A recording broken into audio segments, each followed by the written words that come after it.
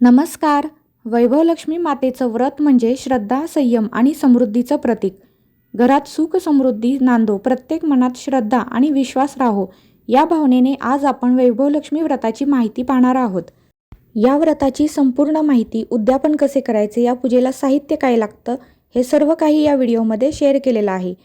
अशा प्रकारचं श्री वैभवलक्ष्मी मातेचं एक पुस्तक तुम्हाला पूजेच्या साहित्याच्या कोणत्याही दुकानात मिळून जाईल. ते पुस्तक आपल्याला आणायचे आहे, कारण पूजा मांडल्यानंतर या पुस्तकातला आपल्याला श्री लक्ष्मी माता स्तवन आणि वैभवलक्ष्मी मातेची व्रतकथा वाचायची आहे. त्यासाठी हे पुस्तक आपल्याला इथे आणावं लागतंच.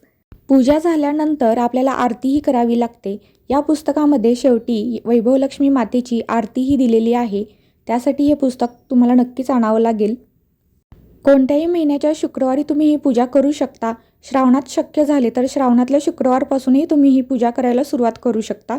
11 किंवा 21 शुक्रवार करून हे व्रत पूर्ण करायचे असते. काही ठिकाणी 7 शुक्रवारही केले जातात. श्रावणातल्या पहिल्या शुक्रवारपासून 7 शुक्रवार केले तरी चालते. हे व्रत करत असताना नॉनव्हेज शक्यतो खाऊ नये. जर तुम्ही प्रेग्नेंट असाल किंवा वयस्कर असाल तर अशा वेळी शुक्रवार सोडून तुम्ही नॉनव्हेज खायला काही हरकत नाही. सर्वात आधी आपण या पूजेची मांडणी बघणार आहोत. तर त्यासाठी मी इथे ज्या ठिकाणी पाठ मांडणार आहे त्या पाटाच्या साईडने रांगोळी काढलेली आहे आणि जिथे पाठ मांडायचं आहे तिथे रांगोळीने स्वस्तिक काढून त्यावरती हळदी कुंकू वाहिलेला आहे. अशा पद्धतीने व्हिडिओत दाखवल्याप्रमाणे साईडने पाटाच्या किंवा चौरंगाच्या रांगोळी काढून घ्यायची आहे. या पाठावरती एक लाल कलरचं वस्त्र आपल्याला अंथरून घ्यायचं आहे.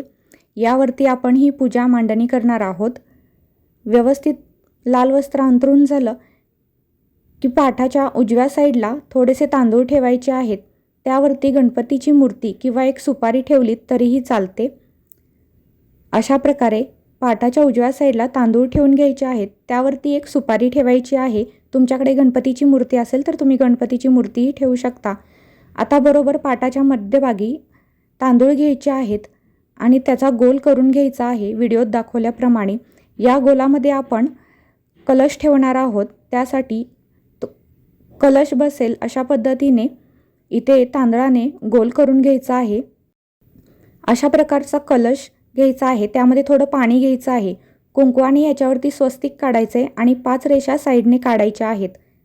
हा कलश आपण इथे ठेवणार आहोत. यामध्ये मी थोडं पाणी घेतलेलं आहे. या पाण्यामध्येच थोडा हळद कुंकू अक्षता घालून घ्यायचेत.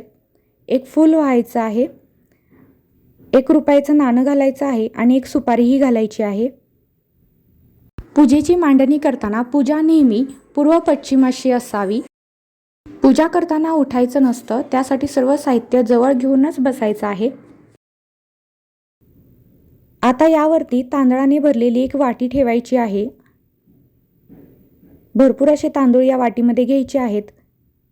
या तांदळावरती मी एक चांदीचं, माझ्याकडे एक कॉईन आहे महालक्ष्मीची मूर्ती असलेलं, त्यावरती ते कॉईन ठेवत आहे. जर हे तुमच्याकडं नसेल तर तुम्ही एखादा तुमचा सोन्याचा दागिना ठेवू शकता किंवा मग 1 रुपयाचा एक कॉईन जरी ठेवला तरीही चालतो. कलश मांडून झाल्यानंतर आपण बाकीचीही साहित्य मांडून घेऊया. हे वैभवलक्ष्मी मातेचं जे पुस्तक आहे तेही मी इथे मांडून त्याची पूजा करणार आहे. तुमच्याकडे वैभवलक्ष्मी मातेचं जर एखादी प्रतिमा असेल तर तुम्ही इथे या पाटावरती पूजू शकता. कलशाच्या उजव्या साईडला मी शंख ठेवत आहे, कारण शंख विष्णूंना प्रिय आहे. शंखाचीही पूजा आपण इथे करणार आहोत. आणि सगळ्यात महत्त्वाचं या पूजेसाठी लागतं ते म्हणजे विडा. त्यासाठी 2 खाऊची पानं घ्यायची आहेत. ती खाऊची पानं कलशाच्या डाव्या साईडला मांडून घ्यायची आहेत आणि त्यावरती एक खारीक, एक हळकुंड घ्यायचा आहे, सुपारी एक घ्यायची आहे, एक बदाम आणि खोबऱ्याचा एक तुकडा ठेवायचा आहे. अशा प्रकारे हा आपला विडा इथे तयार होईल. आता ही मांडणी पूर्ण झाली का आता आपण सुरुवात करूया आपल्या पूजेला. सर्वात आधी गणपतीची पूजा करायची असते कोणत्याही पूजेमध्ये. त्यासाठी ही सुपारी इथे आपण घेऊया. सर्वात आधी सुपारीला म्हणजेच गणपतीला पंचामृताने आंघोळ घालून घेऊया. पंचामृत स्नानम करून घेऊया. हे पंचामृत मी दूध, दही, तूप, साखर आणि मध ह्याने बनवलेलं आहे. पंचामृत स्नानम झालं की पाण्यानेही स्नान घालून घेऊया. त्यानंतर सुपारी हातात घेऊया आणि व्यवस्थित पाण्याने स्वच्छ धुवून घेऊया. सुपारी धुवून झाल्यानंतर रुमालाने पुसून घेऊया. व्यवस्थित पुसून घ्यायची आहे आणि पुन्हा एकदा पाटावरती जिथे आपण तांदूळ ठेवलेत त्या तांदळावरती ही सुपारी ठेवायची आहे. त्यानंतर हळद, कुंकू, अक्षता आणि साखर वाहून घ्यायची आणि गणपतीला एक फूल व्हायचं आहे. जर तुमच्याकडे हराळी असेल तर तुम्ही दुर्वाही वाहू शकता. अशा पद्धतीने गणपतीची पूजा झाली. आता आपण कलशाची पूजा करून घेऊया. जर तुम्हाला श्रावणात हे उपवास करता आले नाही तर इतर वेळी तुम्ही कोणत्याही महिन्यातली अमावस्या झाल्यानंतरचा जो पहिला शुक्रवार येईल त्या शुक्रवारपासून या पूजेला सुरुवात करू शकता. हे उपवास तुम्ही सुरू करू शकता. इथे नारळ ठेवायचा राहिला होता, त्यासाठी मी इथे कलशाच्या डाव्या बाजूला नारळ ठेवून घेते. नारळ या पूजेला लागतो. कलशावरती जी आपण लक्ष्मीची मूर्ती ठेवलेली आहे त्याला हळद, कुंकू, अक्षता, साखर आणि फूल वाहून घेऊया. कलशाची पूजा इथं पूर्ण झालेली आहे. आता आपण ही वैभवलक्ष्मी मातेचे जे पुस्तक आहे ते पुस्तक पूजा करून घेऊया. त्यावरती हळद, कुंकू, अक्षता, साखर वाहून घ्यायचे आणि एक फूल अर्पण करायचं आहे. त्यानंतर शंख जो आहे त्याची पूजा करून घेऊया.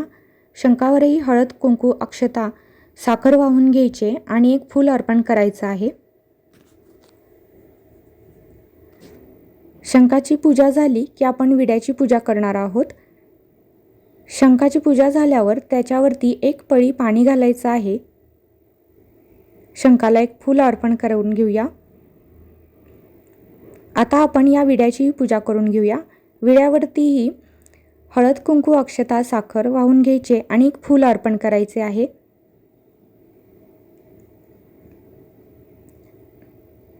नारळालाही मी एक फूल अर्पण करणार आहे व्हिडिओत दाखवल्याप्रमाणे. पूजा आपली इथे व्यवस्थित पूर्ण झाली की आता आपण नैवेद्य दाखवून घेणार आहोत. नैवेद्यासाठी मी इथे पंचामृत आणि थोडी साखर घेतलेली आहे. सर्वात आधी पाण्याच्या बोटाने इथे चौकोन करून घ्यायचा आहे आणि त्यावरती हे नैवेद्याच्या वाट्या ठेवायच्या आहेत. पंचामृत आणि साखर हातावर थोडं पाणी घेऊन याचा आपण नैवेद्य दाखवून घ्यायचा आहे. दिवसभर उपवास करून नंतर संध्याकाळी अंधार पडल्यानंतर तुम्ही हा उपवास सोडू शकता. उपवास सोडायसाठी कोणताही एक गोड पदार्थ करा. आधी नैवेद्य दाखवा आणि नंतर उपवास सोडा. फळांचाही नैवेद्य मी इथे दाखवून घेतलेला आहे. 5 प्रकारची फळं इथे मी घेतलेली आहेत. आता निरंजन लावून घेऊया. उदबत्तीही लावून घेऊया. उदबत्तीने ओवाळून घेऊया. उदबत्तीने ओवाळून झालं की आता आपण निरंजनानेही ओवाळून घेऊया. इथे मी एका साईडला ह्या उदबत्त्या ठेवत आहे. आता आपण या 2 निरंजन जे आहेत त्यानेही ओवाळून घेऊयात. नमस्कार करून घेऊया. आणि हे जे पुस्तक आहे वैभवलक्ष्मी मातेचं, यामधली ही कथा आपल्याला वाचायची आहे. अशा प्रकारचं जे पुस्तक आहे ते तुम्हाला पूजेच्या कोणत्याही साहित्याच्या दुकानात मिळून जाईल. हे पुस्तक तुम्ही नक्की आणा, कारण कथा वाचण्यासाठी हे पुस्तक असावं लागतं. यामध्ये सगळी माहिती व्यवस्थित दिलेली आहे. सगळे या उपवासाचे जे नियम असतात, कोणी उपवास करावे, किती करावे, सगळी काही माहिती आहे. हे पुस्तक तुम्ही नक्की आणा. ही पूजा आपली झाली की आता आपण ह्या पूजेचे जी व्रतकथा आहे ती वाचून घेणार आहोत. संध्याकाळच्या वेळी याच पुस्तकातली ही वैभवलक्ष्मी मातेची आरती जी आहे ती म्हणायची आहे. उत्तर पूजा करताना पाठ थोडासा हलवून घ्यायचा आहे. त्यावरती हळदी, कुंकू, अक्षता वाहून घ्यायच्या आहेत आणि पाठ नंतर थोडा हलवायचा आहे. अशा प्रकारे ही पूजा इथे करायची आहे. उद्यापन करताना तुम्ही किती शुक्रवार करायचे ठरवले आहेत, 7, 11, 21, त्याच्या शेवटच्या शुक्रवारी सुवासिनींना किंवा कुमारी मुलींना बोलवून एखादी वस्तू, एखादं फळ किंवा हे वैभवलक्ष्मी मातेचं पुस्तक देऊन ही पूजा पूर्ण करू शकता. उद्यापन तुम्ही करू शकता. पूजेमध्ये वापरलेली फुलं, पानं जी असतील ते निर्माल्य तुम्ही वाहत्या पाण्यात सोडून द्या. त्यानंतर हा जो नारळ आहे तो तुम्ही एखाद्या गोड पदार्थासाठी स्वयंपाकघरात वापरू शकता. अशा प्रकारे ही वैभवलक्ष्मीची पूजा इथे पूर्ण झालेली आहे. सगळी माहिती तुम्हाला इथे सांगितलेली आहे. वैभवलक्ष्मी मातेची कृपा नेहमी सर्वांवर राहो. ही माहिती तुम्हाला उपयुक्त वाटली तर इतरांपर्यंत नक्की पोहोचवा. व्हिडिओ आवडला तर लाईक आणि शेअर करा. चॅनेलला जर अजून सबस्क्राईब केलं नसेल तर नक्की सबस्क्राईब करा. पुन्हा भेटूया पुढच्या व्हिडिओमध्ये.